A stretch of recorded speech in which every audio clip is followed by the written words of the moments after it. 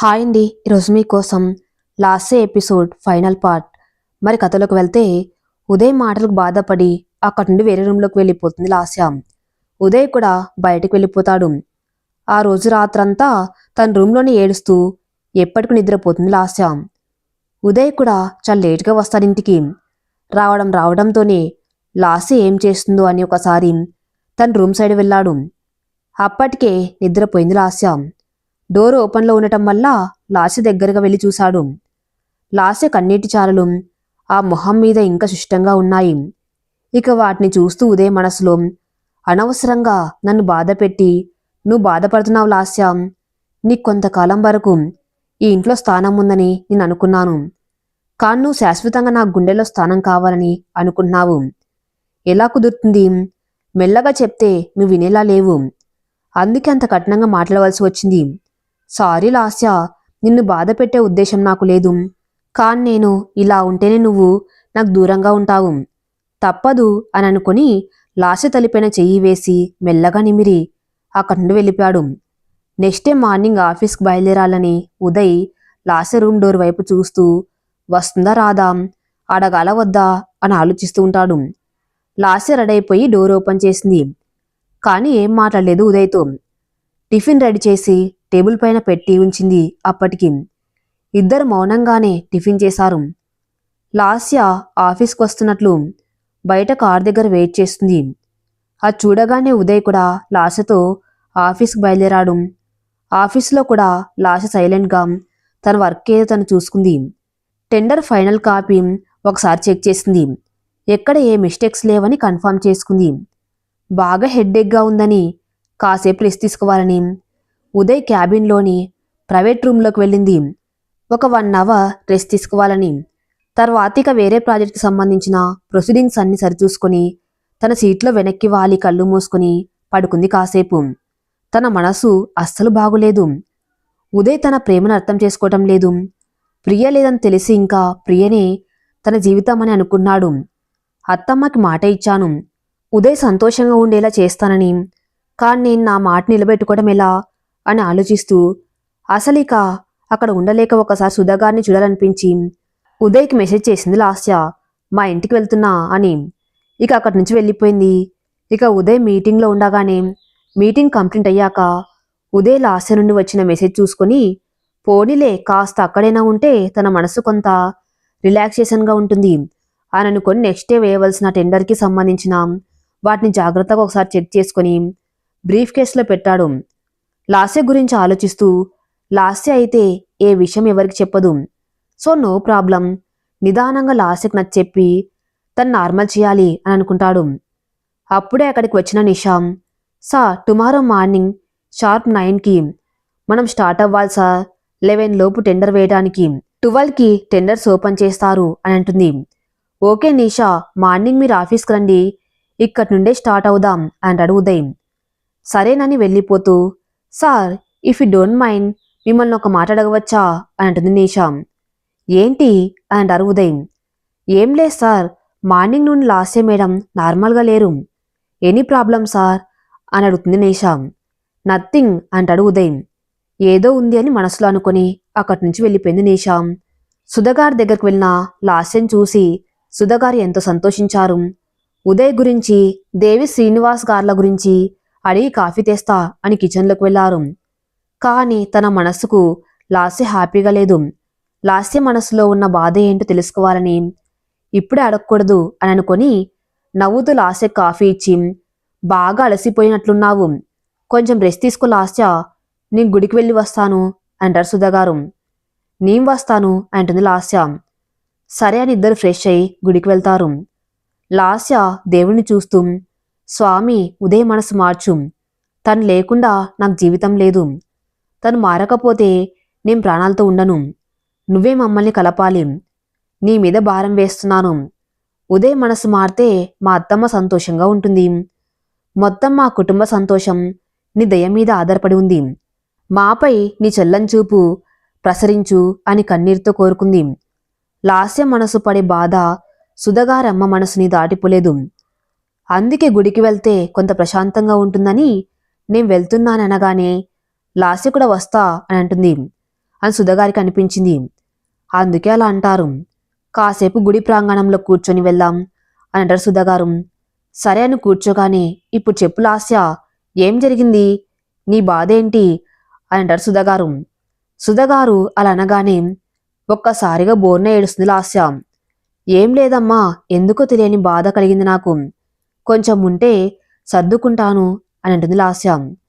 ఇకెందుకు లాస్య నా దగ్గర దాస్తావు, అసలు నీ జీవితంలో ఏం జరుగుతుందో నాకు తెలియదని అనుకున్నావా, నేను నీ తల్లినే, నువ్వు సంతోషంగా ఉంటే ఎలా ఉంటావో, బాధపడితే ఎలా ఉంటావో నాకు ఆ మాత్రం తెలియదా అని అంటూ ఒక క్షణం ఆగి, ఇక నాకు నీ పెళ్లి గురించి అంతా తెలుసు అని అంటారు సుధగారు.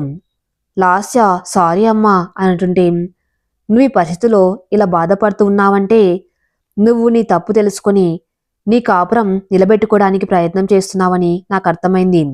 అసలు మీ విషయం నాకు దేవిగారు ఒకసారి ఇక్కడికి వచ్చి చెప్పినప్పుడు నీ మీద చాలా కోపం వచ్చింది, కానీ దేవిగారు నాకు అర్థమయ్యేలా చెప్పారు. లాస్య అంత సరిచేస్తుంది, నాకు ఆ నమ్మకం ఉంది, బాధపడకు వదినా అని. ఇలా నువ్వు బాధపడుతూ ఉంటే నీ సమస్య తీరుతుందా, మీ అత్తగారు నీపై పెట్టుకున్న నమ్మకం నిలబడుతుందా, కన్న బిడ్డల నిన్ను చూసుకునే మీ అత్తమామలకి నువ్వు వాళ్ళకిచ్చే ప్రతిఫలం ఏంటి, నీ బాధన, నీ ఓటమా, వాళ్ళ బిడ్డ సంతోషంగా ఉండేలా చెయ్యాలి నువ్వు, అది వాళ్ళ కోసమే కాదు నీ కోసం కూడా. బాధపడితే ప్రయోజనం ఉండదు లాస్య, ఆలోచించు, ఒక్క అవకాశం కూడా నీకు రాదా మీ మధ్య బంధం నిలవడానికి, ఇలా ఏడిస్తే ఏం వస్తుంది, దేనికైనా సహనం కావాలి, ఓపికగా ఉండు, ఏదో ఒక రోజు ఉదయం మనసు మార్చుకోవచ్చు, ఆ చూడకుండానే నన్ను వదిలి వెళ్ళిపోవాలని అనుకున్నావా, నువ్వు బాధలో తొందరపాటు నిర్ణయం తీసుకుని ఏదైనా చేసుకుంటే నేనేమైపోవాలి అని బాధపడుతూ లాస్యకి ధైర్యం చెప్తారు సుధగారు. సుధగారి మాటలకి సారీ అమ్మా, నిజంగా ఉదయం నాకు దూరమైతే నేను నా ప్రాణాలు వదిలేయాలని అనుకున్నాను, కానీ ఓపికగా ఎదురు చూసి అందరం సంతోషంగా ఉండేలా చేయాలి అనే విషయం ఆలోచించలేదు, ఇంకోసారి ఇలా చెయ్యను, రేపే ఉదయ్ దగ్గరికి వెళ్ళిపోతాను, తనతో పాటే ఉంటాను, తన కోసం ఎదురు చూస్తాను అని అంటుంది లాస్య. సుధగారు కూడా లాస్య మాటకి అది అలా ఉండాలి, అసలు లాస్య పెళ్లి చేసుకున్నాక చాలా మారిపోయింది, అంతకుముందు ఏ విషయాన్ని అయినా చిటికలో అర్థం చేసుకునే లాస్య ఇప్పుడు ఇలానా, నాకైతే నా కూతురు లాస్యనే ఇష్టం, తనకు దేని గురించి భయం లేదు, సమస్య ఏదైనా సరే తనకు సొల్యూషన్ కనపడుతుంది, బ్రేవ్ గర్ల్ అని లాస్యని పొగుడతారు సుధగారు. ఓకే అమ్మ, బాధపడుతూ కూర్చుంటే సమస్యకి పరిష్కారం దొరకదు, ప్రయత్నం చేయాలి అని మళ్ళీ గుర్తు చేశావు అని నవ్వుతూ సుధగారి వెంట ఇంటికి బయలుదేరింది లాస్య. ఇద్దరు కలిసి డిన్నర్ చేసిన తర్వాత రూమ్లోకి వెళ్తుంది లాస్య. ఉదయ్ గురించి ఆలోచిస్తూ నిద్రపోతుంది. లాస్య నిద్రపోయాక సుధగారు కూడా ఒకసారి లాస్యను చూసి తన రూమ్లోకి వెళ్ళిపోయారు. మార్నింగ్ రెడీ అయిపోయి లాస్య ఉదయ్ కోసం డైరెక్ట్గా ఆఫీస్కి వెళ్ళింది. కానీ అప్పటికే ఉదయ్ నిషా ఇద్దరు టెండర్ వేయటానికి వెళ్ళిపోయారు. అది తెలిసి లాస్య సరేలే అనుకొని నెక్స్ట్ ఉదయ్ సైన్ చేయబోయే ప్రాజెక్ట్ డీటెయిల్స్ అన్నీ చెక్ చేస్తూ ఉంటుంది. అక్కడ చాలా కంపెనీస్ వాళ్ళు టెండర్ వేయటానికి వచ్చారు. ఉదయ్ గట్టి నమ్మకంతో ఉన్నాడు, చాలా ప్లాన్డ్గా చేశాడు వర్క్. అందుకే మొత్తం టెండర్ ఓపెనింగ్ ప్రాసెస్ కంప్లీట్ అయ్యాక ఫైనల్ టెండర్ విన్ అయిన వాళ్ళ పేర్లు అనౌన్స్ చేశారు కమిటీ వాళ్ళు. ఆ పేరు వినగానే ఉదయ్ షాక్ అయ్యాడు. ఎందుకంటే టెండర్ దక్కింది ఉదయ్ వేసిన అమౌంట్ కోట్కి కాదు, ఉదయ్ కంపెనీకి కాంపిటీషన్ అయిన రాజీవ్ కంపెనీకి. ఉదయ్ కోట్ చేసిన అమౌంట్ కంటే జస్ట్ ఓన్లీ 1 రూపీ తక్కువ కోట్ చేశాడు. అందుకే ఫైనల్ రిజల్ట్ డిక్లేర్ చేస్తూ టెండర్ విన్ అయిన రాజీవ్కి అందరు కంగ్రాట్స్ చెప్తూ ఉంటే committee members 1 minute all of you, sorry for hour mistake, ఇంకా ఇక్కడ ఒక టెండర్ ఉంది, ఆన్లైన్లో సెండ్ చేశారు, అది మా టీం మెంబర్ చెక్ చేయలేదు అని ఆ టెండర్ కూడా ఓపెన్ చేశారు. అది రాజీవ్ కోట్ చేసిన అమౌంట్ కంటే 10 రూపీస్ తక్కువ కోట్ చేశారు. వాళ్లే విన్ అయ్యారు.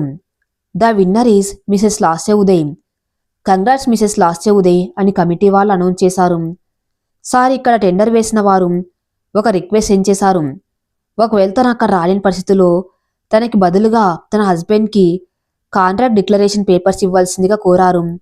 సో మిసెస్ లాస్య ఉదయ్ ఇక్కడ లేరు, కానీ తన హస్బెండ్ మిస్టర్ ఉదయ్ ఉన్నారు అని అంటారు. అందరి సమక్షంలో టెండర్కి సంబంధించిన కాంట్రాక్ట్ పేపర్స్పై ఉదయ్ సైన్ చేసి తీసుకుంటాడు. ఉదయ్కి ఎంత సంతోషంగా ఉందో అంత షాకింగ్గా కూడా ఉంది. అసలు ఇదంతా ఎలా? నేను కోచ్ చేసిన అమౌంట్ నాకు తప్ప అసలు ఎవరికీ తెలియదు, కనీసం లాస్యకు కూడా. అయినా అసలు తను కూడా ఒక టెండర్ వేసే విషయం ఎప్పుడు నాకు చెప్పలేదు. ఇదంతా ఎలా జరిగింది అని ఆలోచిస్తూ ఇంటికి వెళ్తాడు. ఇంటికి వెళ్లేసరికి దేవి శ్రీనివాస్ గారు ఉదయ్ కోసం ఎదురు చూస్తూ ఉంటారు. ఉదయ్ కాంట్రాక్ట్ విన్ అయిన విషయం తెలిసి ఉదయ్ రాగానే లాస్య ఏది అంటారు దేవి గారు. అప్పుడే ఫోన్ వస్తుంది దేవి గారికి. అత్తమ్మ కొంచెం అర్జెంట్ పని ఉండి నేను ఆఫీస్ నుండి ఇప్పుడే బయలుదేరాను. ఉదయ్ డైరెక్ట్గా మీ దగ్గరికి వస్తాడు. నన్ను తీసుకురాలేదని తన్నేమనకు. 1 అవర్లో నీ ముందు ఉంటా అని లాస్య కాల్ కట్ చేసి సరే సరే అని పెట్టేస్తారు దేవి గారు. ఏంటి దేవి అని అంటారు శ్రీనివాస్ గారు. మీ ముద్దుల కోడలు ఇక ఆఫీస్ నుండి రాలేదట, ఉదయ్ని ఏం క్వశ్చన్ చేయకూడదని అంటుంది అని చెప్తారు దేవి గారు. ఉదయ్ మనసులో నాకు అమ్మ వాళ్ళ దగ్గర నుండి ఎలాంటి ప్రెజర్ తన వల్ల రాకూడదని అలా చెప్పిందో ఏమో అని అనుకుంటాడు ఉదయ్. దేవి గారు కంగ్రాట్స్ నాన్న, స్వీట్ తీసుకుని వస్తా అని లోపలికి వెళ్లారు. ఉదయ్ శ్రీనివాస్ గారితో మాట్లాడుతూ గార్డెన్లోకి వెళ్తారు. నిన్న మార్నింగ్ లాస్య కాల్ చేసింది. మామయ్య మన సబ్ బ్రాంచ్ నుండి కూడా టెండర్ వేద్దాం అని మీరు నేను సైన్ చేయాలి. అర్జెంటుగా నా సిగ్నేచర్ ఉన్న పేపర్ సెండ్ చేయమని అడిగింది. టైం లేదు, అంత వివరంగా మళ్ళీ చెప్తా అని అనింది. కంగారుగా అనిపించింది. కాని తనని ఆ టైంలో డిస్టర్బ్ చేయటం ఎందుకని నేనే ఏమడగలేదు.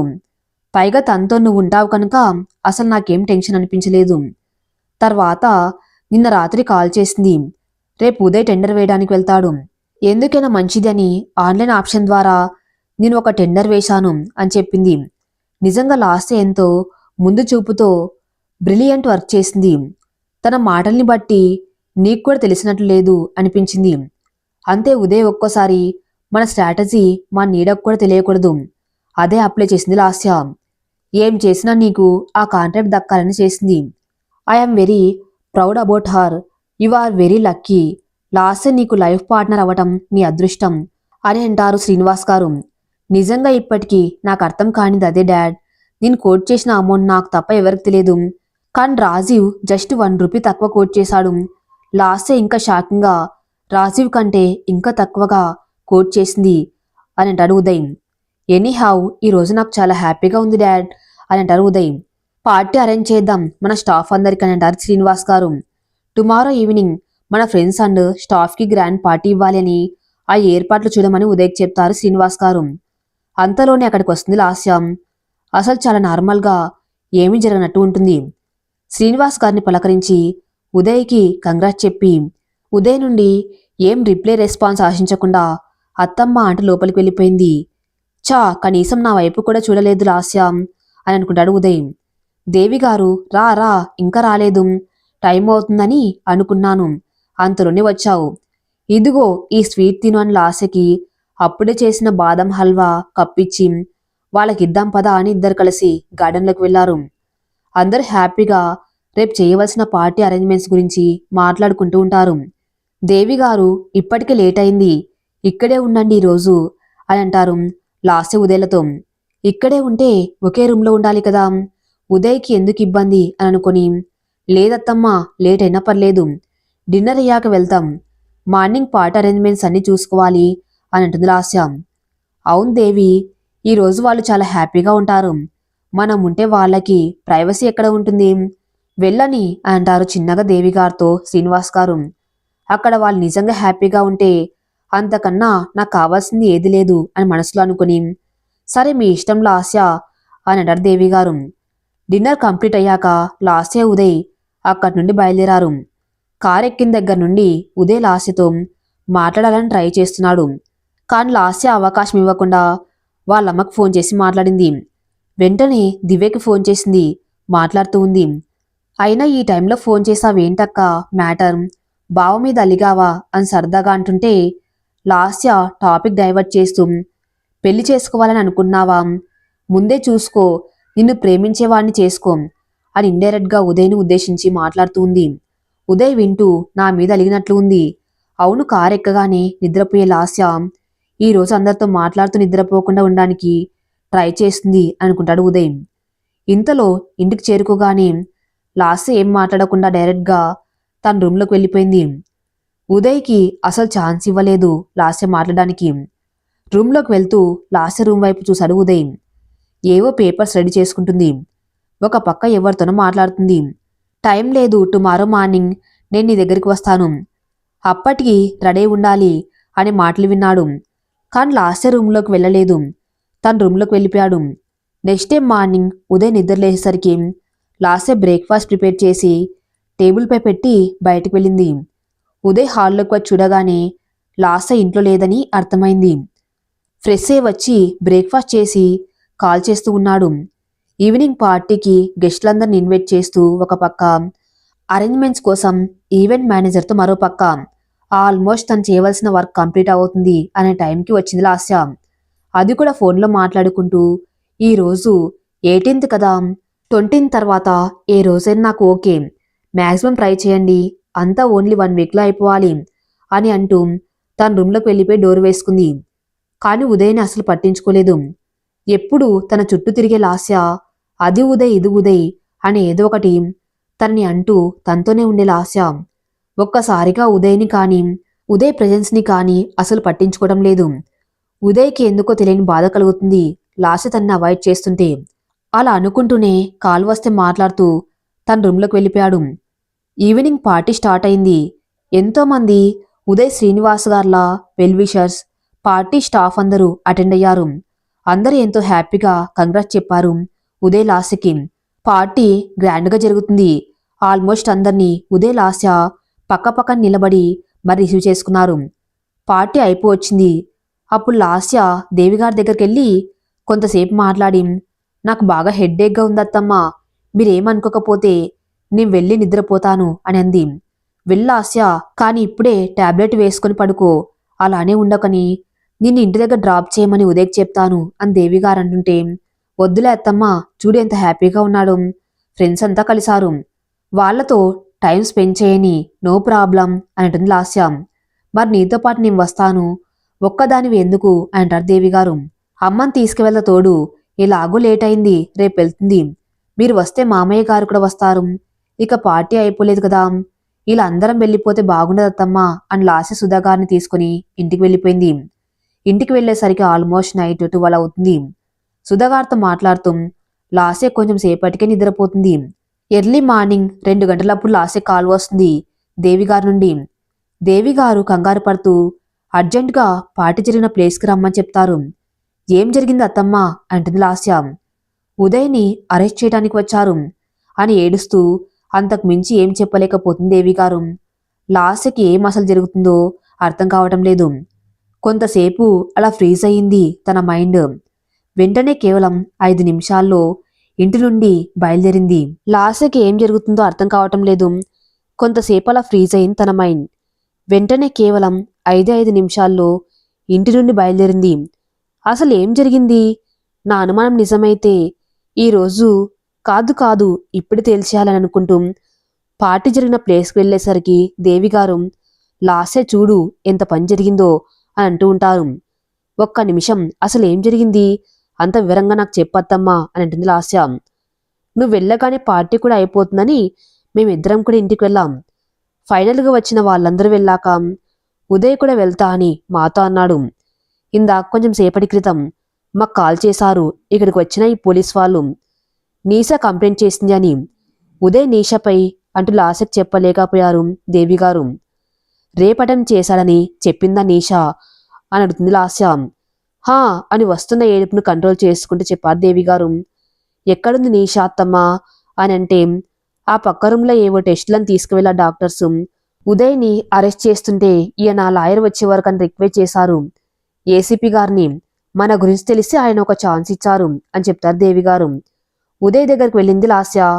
ఉదయ్ లాస్యను చూస్తుంటే ఉదయ్ దగ్గరికి వెళ్ళిన లాస్య ఏం మాట్లాడకుండా కేవలం తన చేతిలోకి ఉదయ్ చేయిని తీసుకుని ఇంకో చేయిని ఉదయ్ చేయి పెట్టింది.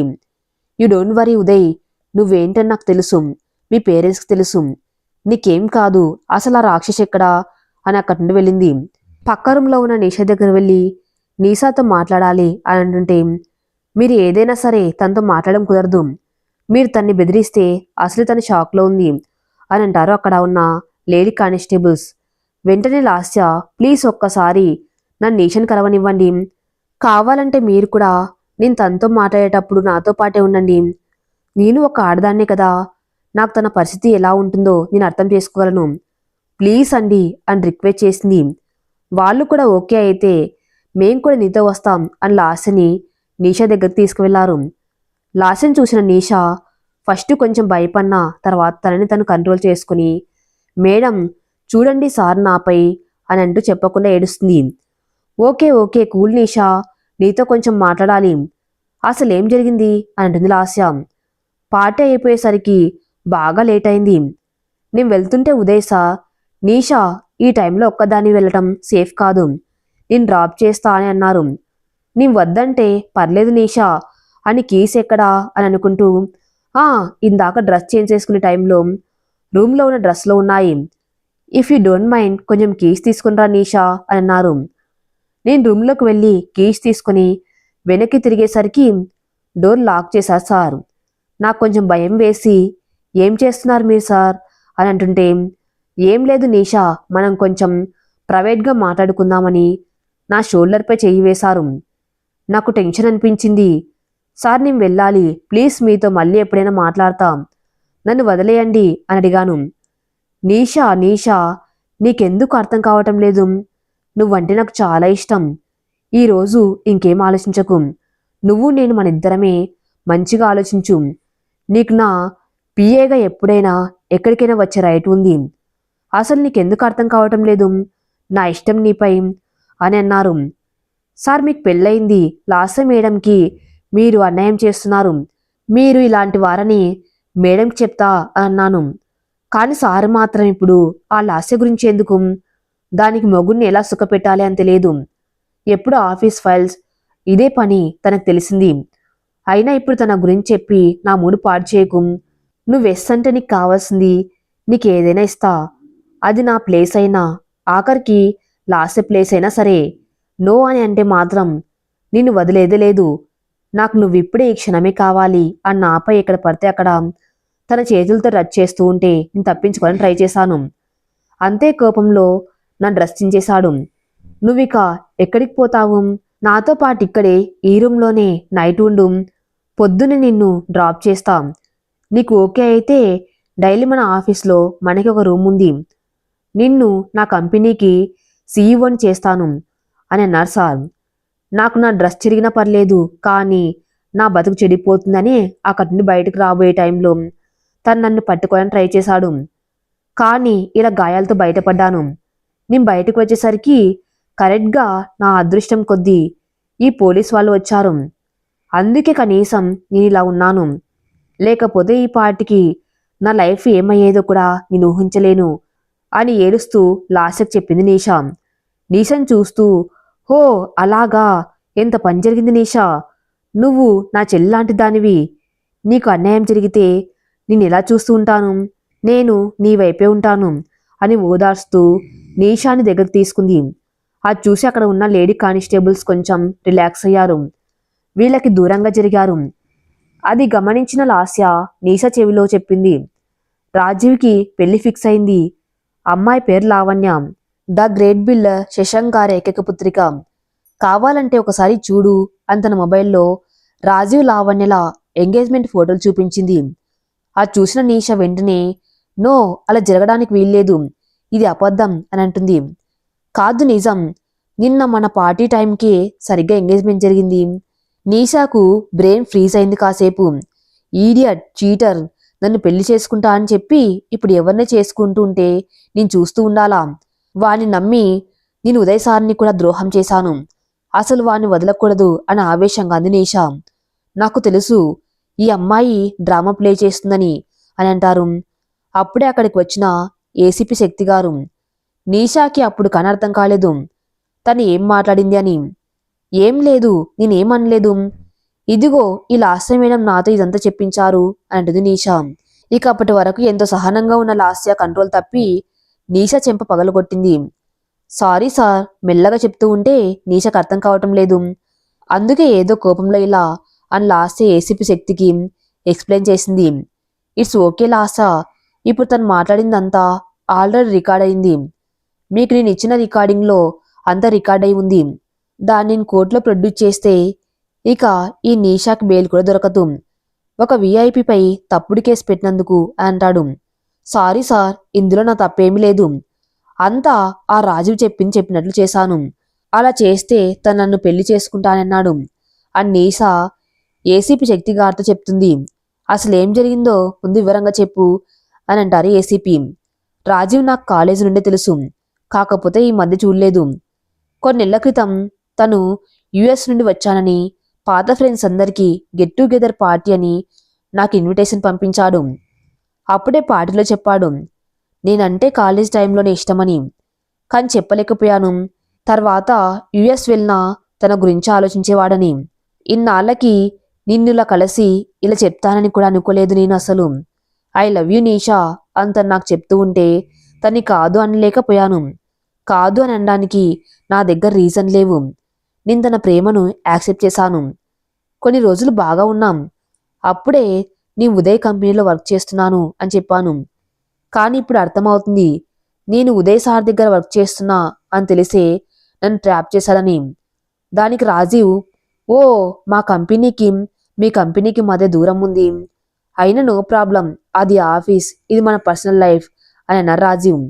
అలా ఒక రోజు నాకు కాల్ చేసి అర్జెంటుగా రా, నీతో మాట్లాడాలి అని అన్నాడు. వెళ్ళేసరికి తను నన్ను హక్ చేసుకుని నువ్వు నాకు దూరం అయిపోతావేమో అని భయంగా ఉంది నిషా అని బాధపడ్డాడు. ఏం జరిగిందో చెప్పమని అంటే, ఇప్పుడు మా కంపెనీ బాగా లాస్లో ఉంది. నెక్స్ట్ ప్రాజెక్ట్ ఒకటే అయినా మాకు దక్కకపోతే మా కంపెనీని మిగతా షేర్ హోల్డర్స్ అందరు కలిసి ఇంకొకరికి అమ్మాలని చూస్తున్నారు. అదే కనుక జరిగితే మా నాన్నగారు ఇంకో పార్ట్నర్ కూతురికి నాకు పెళ్లి చేస్తారు. అలా అయినా మా కంపెనీ మాకు దక్కుతుందని. ఒక ఛాన్స్ చాలు, నువ్వు నేను విడిపోకుండా ఉండడానికి. అది నువ్వే చేయగలవు అని అన్నాడు. నేనేం చేయగలను అని అడిగాను. రేపు వేయబోయే టెండర్ మనకే దక్కాలి. సో సో నువ్వు మీ బాస్ కోట్ చేసిన అమౌంట్ ఎంతో నాకు చెప్తే నేను అంతకన్నా కనీసం ₹1 తక్కువ కోట్ చేసి టెండర్ దక్కించుకుంటే ప్రస్తుతానికి గండం నుండి తప్పించుకోవచ్చు. తర్వాత నాన్నగారితో నీ గురించి, నీ వల్లే టెండర్ మనకు వచ్చింది అని చెప్పి మన పెళ్లికి ఒప్పిస్తాను. ప్లీజ్ నీసా, ఇప్పుడు ఏదైనా నీ చేతుల్లోనే ఉంది. మనం కలిసుండాలో విడిపోవాలో అంతా అని నాతో అన్నాడు రాజీవ్. నేను ఉదయ్ సార్ కోట్ చేసిన అమౌంట్ ఎలా తెలుసుకోవాలని, ఆ విషయం సార్ చాలా సీక్రెట్గా ఉంచుతారు. ఇప్పటి వరకు ఎప్పుడు నాకు కూడా తెలియకుండా జాగ్రత్త పడ్డారు. ఇప్పుడు ఎలా తెలుసుకోవాలి అని అన్నాను నేను. అదంతా నాకు తెలియదు. నువ్వేం చేస్తావో, మన లైఫ్ ఎలా ఉండాలో నువ్వు చేసే ఈ పని డిసైడ్ చేస్తుంది అని అక్కడి నుండి వెళ్ళిపోయారు రాజు. ఆలోచనలో పడ్డాను నేను. ఉదయ్ సార్ చాలా మంచివాడు. నాకెన్నోసార్లు నాకు అవసరమైనప్పుడు ఫైనాన్షియల్గా హెల్ప్ చేశాడు. నాకంటే బ్రిలియంట్ స్టాఫ్ ఉన్నా కూడా నన్నే తన పర్సనల్ సెక్రటరీగా కంటిన్యూ చేశారు. నేను అలా ద్రోహం చేయలేను అని అనుకున్నాను. కానీ ఒక పక్క రాజీవ్ నా మైండ్ అంతా డిస్టర్బ్ చేశాడు. తప్పని తెలిసిన ఉదయ్ సార్కి తెలియకుండా కోట్ చేసిన అమౌంట్ తెలుసుకోవాలని అనుకున్నాను. అందుకే రేపు టెండర్ వేయాలి అని సార్ అమౌంట్ కోట్ చేసి ఫైల్ సేఫ్గా పెట్టడం నేను చూశాను. మీటింగ్లో ఉన్నప్పుడు కావలసిన ఫైల్స్ తీసుకురాకుండా మిస్ అయింది అని అంటే సార్ నన్ను నమ్మి తన లాకర్ కీస్ నాకు ఇచ్చారు. ఫైల్స్ తీసుకొని అక్కడే ఉన్న టెండర్ ఫైల్స్ ఓపెన్ చేసి అమౌంట్ చూసి అక్కడి నుండే రాజీవ్ కాల్ చేసి ఉదయ్ సార్ కోట్ చేసిన అమౌంట్ చెప్పాను. తర్వాత జరగనట్టు మళ్ళీ మీటింగ్కి వెళ్ళాను. అదేం తెలియని ఉదయ్ సార్ ఆ టెండర్ ఫైల్స్ని సబ్మిట్ చేశారు. సార్కి ఏ డౌట్ రాకుండా మీటింగ్ అవ్వగానే లాస్య మేడం గురించి మాట్లాడి సార్ని డైవర్ట్ చేశాను. నెక్స్ట్ డే టెండర్ వేశాక కాంట్రాక్ట్ దక్కినప్పుడు రాజీవ్ ఎంత సంతోషంగా ఉన్నాడు. ఉదయ్ సార్ అంత షాక్ అయ్యాడు. అన్ని గమనించాను నేను. కానీ నా మనసులో ఏదో మూలలో నేను చేసిన తప్పైనా రాజీవ్ ప్రేమ కోసం అలా చేయవలసి వచ్చింది అని సర్ది చెప్పుకున్నాను. కానీ లాస్య మేడం టెండర్ విన్ అయి మా అందరికీ షాక్ ఇచ్చింది, ఉదయ్ సార్తో సహా. రాజీవ్ సంతోషం నిమిషాల్లో మాయమైంది.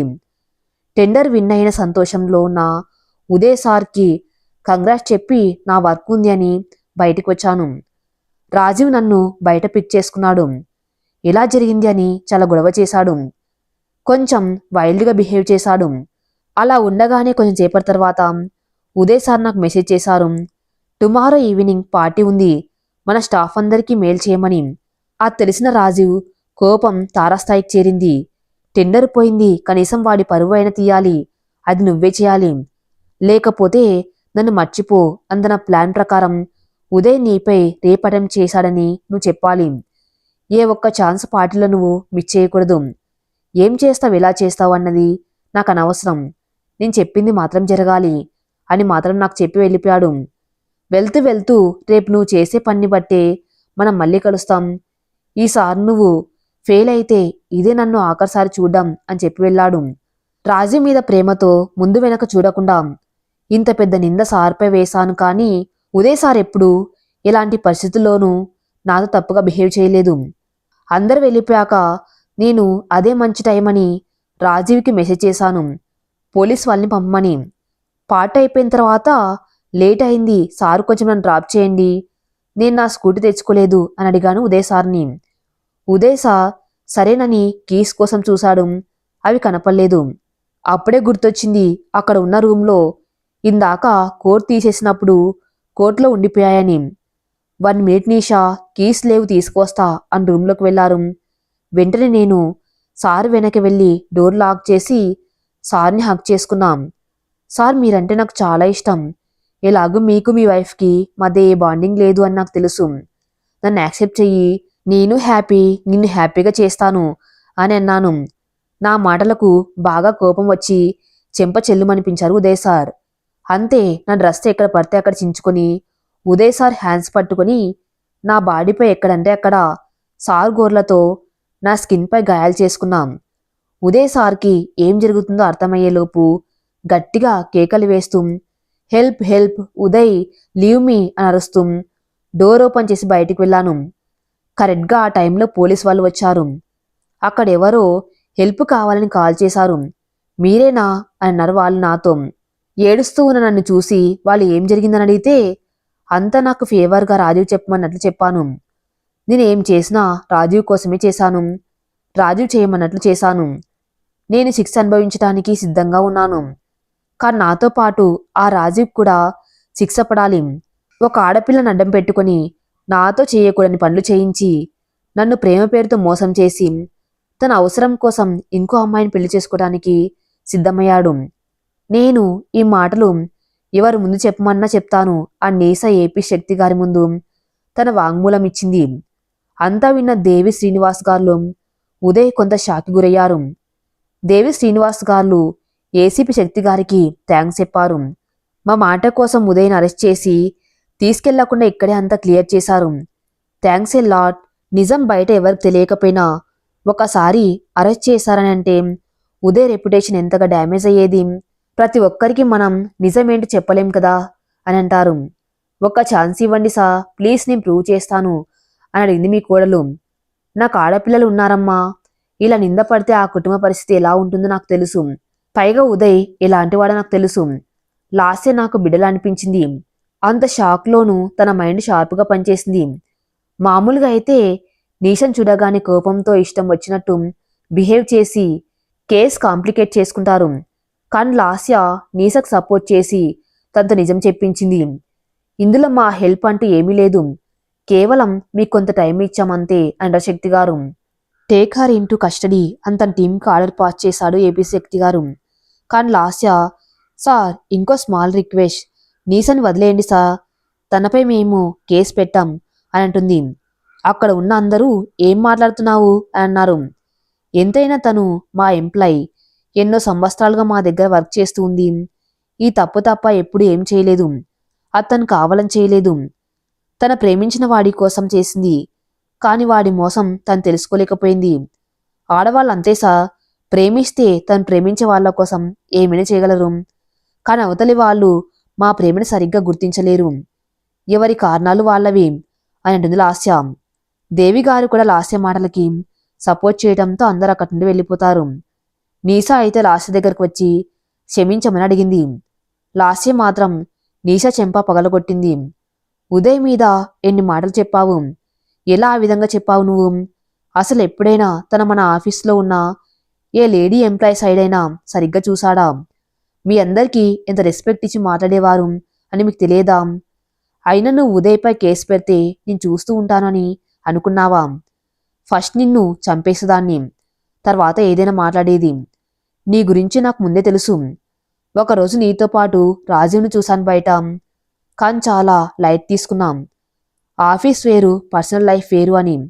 కానీ ఎప్పుడైతే ఉదయ్ మీటింగ్లో ఉన్నప్పుడు హడావిడిగా ఉదయ్ క్యాబిన్లోకి వచ్చి మీటింగ్ ఫైల్స్తో పాటు ఉన్న టెండర్ ఫైల్ ఓపెన్ చేసి ఆ రాజీవ్కి కాల్ చేశావో అప్పుడే నీ మీద నా ఫోకస్ మొత్తం పెట్టాను.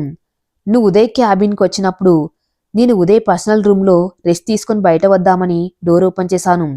ఎదురుగా నువ్వు ఉదయ్ లాకర్ నుండి ఫైల్స్ ఓపెన్ చేసి కాల్ చేస్తుంటే మొత్తం విన్నాను. అప్పుడే ఏమైనా అంటే నీకు బుద్ధి రాదని, రాజీవ్ జాగ్రత్త పడతాడని నేను నాకు ఏం తెలియనట్లు డోర్ వెనక సైలెంట్గా ఉండిపోయాను. అప్పటికప్పుడు నేను కొత్త టెండర్ వేయడానికి రెడీ చేసుకుని ఆన్లైన్లో టెండర్ సెండ్ చేశాను. తర్వాత అయినా నువ్వు సైలెంట్గా ఉంటావని అనుకున్నా, కానీ ఇంత పని చేస్తావని అస్సలు నేను అనుకోలేదు. నీ మీద 1% డౌట్ ఉన్నా నేను ఉదయ్ని వదిలి వచ్చేదాన్నే కాదు. ఇక లైఫ్లో ఎప్పుడు నాకు కనిపించకు. ఈ క్షణం నుండి నువ్వు మా ఎంప్లాయ్ కాదు, వెళ్ళిపో నీషా ఇక్కడి నుండి. నా మనస్సు ఇంకోలా మారకముందే అని అంటుంది లాస్య. నీషా అందరికీ సారీ చెప్పి అక్కడి నుండి వెళ్ళిపోతుంది. దేవి గారి దగ్గరికి వెళ్ళి లాస్య బాగా ఏడుస్తుంది. అంతసేపు ధైర్యంగా ఉన్న లాస్య అలా ఒక్కసారిగా ఏడుస్తుంటే శ్రీనివాస్ గారు ఇంతసేపు ఉదయ్కి ఏమవుతుందో అని కంగారు పడింది. ఇప్పుడు ప్రాబ్లం సాల్వ్ అవ్వగానే తను పడ్డ బాధ ఇలా ఈ రూపంలో వస్తుంది బయటకి అని దేవి గారితో అంటారు. దేవి గారు ఇక ఇంటికి వెళ్దాం లాస్య అని అందరూ అక్కడి నుండి బయలుదేరారు. సుధాగారు మార్నింగ్ నిద్ర లేచి లాస్య కోసం పక్క రూమ్లోకి వెళ్ళింది, కనపడలేదు. ఇల్లంతా వెతికి లాస్య ఇంట్లో లేదని దేవిగారికి కాల్ చేస్తే మా దగ్గరకు వచ్చింది. కొంచెం అర్జెంట్ పని ఉండి టెన్షన్ పడకు వదినా అని సుధాగారితో చెప్తారు దేవిగారు. శ్రీనివాస్ గారు డ్రైవ్ చేస్తుంటే ఉదయ్ చాలా కామ్గా ఫ్రంట్ సీట్లో కూర్చొని ఆలోచిస్తూ ఉన్నాడు. వెనుక దేవిగారి వల్లో అలానే నిద్రపోయింది లాస్య 5 మినిట్స్లో. ఇంటికి చేరగానే శ్రీనివాస్ గారు మీరు లోపలికి వెళ్ళండి, నీ సుధని తీసుకువస్తాను, ఒక్కతే ఉంది అక్కడ అని అంటారు. సరేనని దేవిగారు లాస్యని లేకపోతే ఉదయ్ నేను లాస్యని తీసుకువస్తానులే అమ్మా అని అన్నాడు. ఉదయ్ లాస్యని టచ్ చేయగానే మెలకు వస్తుంది లాస్యకి. నేను వెళ్తాను అని లోపలికి వెళ్ళిపోయింది. ఉదయ్ దేవిగారు కూడా వెళ్లారు. ఆల్మోస్ట్ మార్నింగ్ 6 అవుతుంది. లాస్య డైరెక్ట్గా దేవిగారు రూమ్లోకి వెళ్ళి అక్కడే పడుకొని నిద్రపోయింది. ఉదయ్ మాత్రం తన రూమ్లోకి వెళ్ళాడు. ఒక 2 అవర్స్ నిద్రపోయి లేచింది లాస్య. అది ఫోన్ వస్తే ఓకే రండి, ఇప్పుడు నేను మా అత్తమ్మ గారింట్లోనే ఉన్నాను. ఏంటి ఇంకో 1 అవర్లో వస్తారా, రండి మీకోసం వెయిట్ చేస్తూ ఉంటాను అని అంటుంది లాస్య. లాస్య లేచి ఉదయ్ రూమ్లోకి వెళ్తుంది ఫ్రెష్ అవుదామని. ఉదయ్ అక్కడ లేడు. తను రెడీ అయి బయటికి వచ్చింది. దేవి, శ్రీనివాస్, సుధాగారు అందరు హాల్లో ఉంటారు, ఉదయ్తో సహా. లాస్యని చూడగానే అందరూ ఒకేసారి హ్యాపీ వెడ్డింగ్ యానివర్సరీ అని విష్ చేస్తారు ఉదయ్ లాస్యలకి. లాస్య నవ్వి ఊరుకుంటుంది. అప్పుడే అక్కడికి వచ్చారు లాయర్ వినోద్ గారు. శ్రీనివాస్ గారు వినోద్ గారిని చూసి సాధారణంగా ఇంట్లోకి ఆహ్వానించారు. వినోద్ గారికి ఏం అర్థం కావటం లేదు. ఇక్కడ చూస్తుంటే అందరు హ్యాపీగా ఉన్నట్లున్నారు, కానీ లాస్య ఇలా ఎందుకు చేస్తుందో అని వినోద్ గారికి అర్థం కాలేదు. దేవి గారు కాఫీ తెస్తా అంటూ కిచెన్లోకి వెళ్ళబోతూ ఉంటే ఒక్క నిమిషం అత్తమ్మ, మీ అందరితో నేను మాట్లాడాలి అని అంటుంది లాస్య. అక్కడ పరిస్థితి అర్థమైన లాయర్ వినోద్, లాస్య ఇదిగో నువ్వు రెడీ చేయమన్న పేపర్స్, మీ కుటుంబం అందరూ కలిసి నిర్ణయం తీసుకోండి, తర్వాత కూడా నీకు నా అవసరం ఉంది అనిపిస్తే నాకు కాల్ చెయ్యి, నేను వెళ్ళొస్తాను అక్కడి నుండి వెళ్ళిపోయాడు. శ్రీనివాస్ గారికి అసలు ఏం అర్థం కాలేదు. ఎంతో కొంత దేవి సుధాగారులకు ఉదయ్కి మాత్రమే అర్థమైంది. ఏం పేపర్స్ లాస్యావి అని అడిగాడు శ్రీనివాస్ గారు. చెప్తాను మామయ్య, ముందు మీరు నన్ను క్షమించండి, నాకు తెలియకుండా నేను మిమ్మల్ని అందరినీ బాధపడేలా చేశాను. అప్పుడు నాకు ఇలాంటి ఒక రోజు నేను చూడాలి, ఇక్కడ ఎంతో మంది మనసు బాధ పెడతాను అని నాకు తెలియదు, తెలుసుంటే అసలు ఇంత దూరం వచ్చేదే కాదు అని అంటుంది లాస్య. అసలు నువ్వేం చెప్తున్నావో నాకు అర్థం కావటం లేదు అని అంటారు శ్రీనివాస్ గారు. ఈ పేపర్స్ మా డివర్స్ పేపర్స్, ఇందులో నేను సైన్ చేస్తున్నాం, ఇక ఉదయ్ కూడా చేస్తే అఫీషియల్గా మేం వేర్వేరు అయిపోతాం. నాకు ఉదయ్తో కలిసి ఉండాలని లేదు, నా దారి నేను చూసుకోవాలి అని అనుకుంటున్నాం. దయచేసి ఎవరు నన్ను ఏమడగవద్దు, మీరు కాదు కూడదనంటే నేను చస్తాను. దేవిగారి దగ్గరికి వెళ్ళి నీకు ఇచ్చిన మాట నిలబెట్టుకోలేకపోయాను, సారీ అత్తమ్మ, ఎప్పటికి నువ్వు నాకు మరో అమ్మవే అని శ్రీనివాస్ దగ్గరికి వెళ్ళి నాకు తండ్రి ప్రేమని పంచి నా చిన్నతనం నుండి ఉన్న లోటును తీర్చారు మీరు మామయ్య అని బాధపడుతూ అక్కడి నుండి వెళ్ళిపోయింది. సుధగారు కూడా లాస్య లాస్య అని పిలుస్తూ లాస్య వెనక్కి వెళ్లారు. అసలేం జరిగింది నీకు తెలుసా దేవి అని కొంచెం గట్టిగానే అంటారు శ్రీనివాస్ గారు. అమ్మా కాదు నాన్న నేను చెప్తాను అని అప్పుడు ఉదయం లాస్యకి తనకి జరిగిన పెళ్లి చూపుల దగ్గర నుండి ప్రియా విషయంతో సహా అన్ని వివరంగా చెప్తాడు. శ్రీనివాస్ గారికి అయితే అసలు మాటలు రావటం లేదు. సైలెంట్గా సోఫాలో కూర్చున్నారు. ఏం జరుగుతుందో తెలియదు. మీ జీవితాలు మీ చేతులతో నాశనం చేసుకుంటున్నారు. కనీసం ఈ నిర్ణయం తీసుకునే టైంలో నీకు మేము గుర్తు రాలేదా ఉదయ్? ఒకవేళ మాకు చెప్పవలసిన అవసరం లేదని అనుకుంటున్నావా? నేనేం చేసినా ఏం కాదు అని అనుకున్నావా? ఎవరా అమ్మాయి ఆ ప్రియ? నువ్వు ప్రేమించిన ప్రియ నీకు దూరమైతే నువ్వు బాధపడ్డావు. మా నిన్ను ప్రేమించిన లాస్య నువ్వు దూరమైతే బాధపడదా? నీకు మాత్రమే బాధ ఉంటుందా? లాస్యది బాధ కాదా? ఒక్కసారి లాస్య స్థానంలో ఉండి ఆలోచించు ఉదయ్. ఒకప్పుడు నువ్వు ప్రియ లేక ఎలా బ్రతికావో ఇప్పుడు కరెక్ట్గా అదే విధంగా లాస్య బతకాలి. లాస్య లైఫ్ ఎలా ఉంటుందో నీకు అర్థమవుతుంది. మీ మధ్య ఈ 1 ఇయర్లో అసలు ప్రేమ అనేది నీకు లాస్య మీద కలగలేదా? నువ్వు ప్రేమించిన ప్రియ కూడా నీకు తన ఆఖరి కోరికగా నువ్వు పెళ్లి చేసుకుని కొత్త లైఫ్ స్టార్ట్ చేయమనిక చెప్పింది. నువ్వు ఇలా ఉంటే తనకిచ్చిన మాట నిలుపుకున్న వాడివి అవుతావని నీకు నీ మనస్ఫూర్తిగా అనిపిస్తుందా? బాగా ఆలోచించి నిర్ణయం తీసుకో. నాకు చెప్పాలనిపించింది చెప్పాను, తర్వాత నీ ఇష్టం. ఒకవేళ నీ నిర్ణయం మారదు, ఇలానే ఒంటరి వాళ్ళ ఉంటాను అంటే మాత్రం మాకు కొంచెం కష్టంగా ఉంటుంది. కానీ నీకు ఇష్టం లేని లైఫ్ బతకాలని మాత్రం నేను చెప్పలేను. నేను మీ అమ్మ ఎదురుగా నిన్ను అలా చూస్తూ ఉండలేం. కనుక మేము ఎక్కడికైనా వెళ్ళిపోతాం. నీ మీద కోపంతో కాదు. నీ జీవితాన్ని మేము నిలబెట్టే అవకాశం మాకు లేదు. అంతేనా దేవి? ఇంకా ఏమైనా చెప్పేది ఉందా అంటారు శ్రీనివాస్ గారు. దేవి గారు ఉదయ్తో నాకు మీ అగ్రిమెంట్ పెళ్లి గురించి మీ పెళ్ళయ్యాక మీ కొత్త ఇంటి గృహప్రవేశం చేసే ముందు తెలిసింది. నీ ల్యాప్టాప్లో చూశాను. లాస్యతో మాట్లాడాను. లాస్య నాకు మాట ఇచ్చింది. ఉదయ్ సంతోషంగా ఉండేలా చేస్తాను. ఈ లాస్య బతికేది మాత్రం ఉదయ్తోనే అని. కానీ అలా మాటిచ్చిన లాస్య ఇప్పుడు తనంతట తానుగా డైవర్స్ పేపర్స్పై సైన్ చేసింది. ఎక్కడ ఉందో ప్రాబ్లం తెలియటం లేదు. తను నిన్ను ప్రేమించలేకపోయిందా? నువ్వు తన్ని అర్థం చేసుకోలేకపోయావా? లైఫ్ ఎప్పుడు ఒకే దగ్గర ఆగిపోకూడదు ఉదయ్. నీ లైఫ్ని నువ్వు ప్రియ దగ్గరే ఆపేసి ముందుకు రాను అని అంటున్నావు. ఇది ఎంతవరకు కరెక్ట్? ప్రేమించిన వాళ్ళని పెళ్లి చేసుకోవటం అందరికి కుదరకపోవచ్చు. అలానే అందరూ ఒంటరిగా ఉండిపోరు కదా ఉదయ్.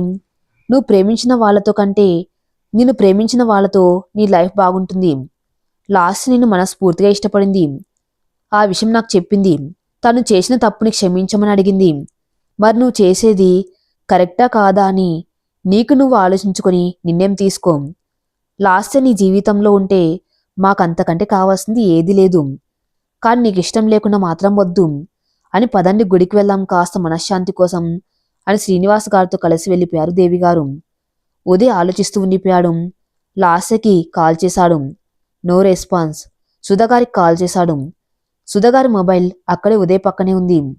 బబ్లు గుర్తుకు వచ్చి కాల్ చేశాడు. మీ అక్క వచ్చిందా అని. ఇందాకే వచ్చింది బావా, పెద్దమ్మ కూడా అని చెప్పాడు బబ్లు. సరేనని లాస్య వాళ్ళ ఇంటికి బయలుదేరి వెళ్ళాడు. అక్కడికి వెళ్ళేసరికి లాస్య తన రూమ్లో ఉంది. ఉదయ్ని చూడగానే సుధగారు బయటికి వెళ్లారు. లాస్య నీతో కొంచెం మాట్లాడాలి అని అంటాడు ఉదయ్. లాస్య సైలెంట్గా ఉండిపోయింది. నేను నీతోనే బతకాలని నిర్ణయించుకున్నాను అని అంటాడు ఉదయ్. నాకిష్టం లేదు అని అంటుంది లాస్య. ఈరోజు సడన్గా నీకు నాపై ఉన్నట్టుండి ఒక్కసారిగా ప్రేమ పుట్టుకొచ్చిందా? లేక అందరి ముందు నువ్వు విలన్వి కాకూడదని నిర్ణయం తీసుకున్నావా అని అంటుంది లాస్య. లాస్య అని అంటాడు ఉదయ్. ఏం బాధగా ఉందా ఉదయ్ నా మాటలకు? నాకు కావాల్సింది ఎవరో నీకు చెప్తే నువ్వు నా కోసం రావటం కాదు, ఇంకొకరి కోసం కాదు. ఉదయ్, నీకు నువ్వుగా నేను నీ కోసమే ఉన్నానని తెలుసుకోవాలి. అది ఎప్పుడైనా సరే ఎదురు చూస్తాను నా లైఫ్ లాంగ్.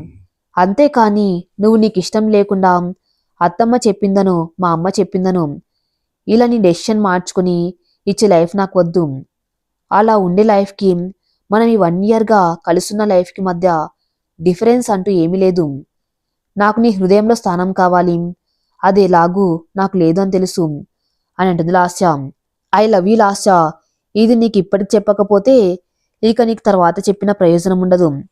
ఇది నువ్వేదో నన్ను వదిలిపోకుండా నీకు నేను వేసే బంధం కాదు. మొన్న టెండర్ నాకు దక్కినందుకు కాదు. ఈరోజు నీసా నాపై వేసిన నింద నుండి నువ్వు తప్పించినందుకు కాదు. ప్రియకిచ్చిన మాట కోసం కాదు, నీ కోసం, అంతకంటే కాదు, నా కోసం, నా లైఫ్ అంతా నువ్వే కావాలన్న స్వార్థంతో చెప్తున్నాను. ప్రేమించడం మొదలుపెట్టాను ఎప్పుడు నిన్ను నాకు తెలియకుండా. నిన్ను నేను ఒకసారి ప్రియ కాల్ అటెంప్ట్ చేశావని, నిన్ను ఈ లిమిట్స్లో ఉండమని అన్నాను. నెక్స్ట్ డే మార్నింగ్ నేను నువ్వు కనపడకపోయేసరికి ఎంతలా నీ గురించి పరితపించానో నాకే తెలుసు.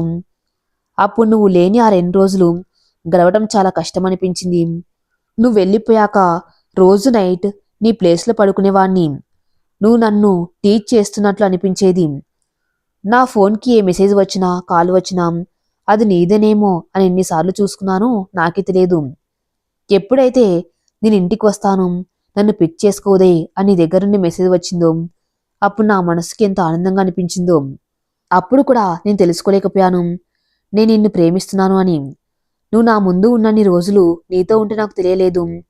కానీ నాకు దూరంగా లాస్ట్ 1 వీక్ నుండి నువ్వు నన్ను అవాయిడ్ చేస్తూ ఉంటే ఎక్కడో తెలియని బాధ కాదు, అంతకంటే ఎక్కువ పెయిన్ నాకు తెలుస్తుంది.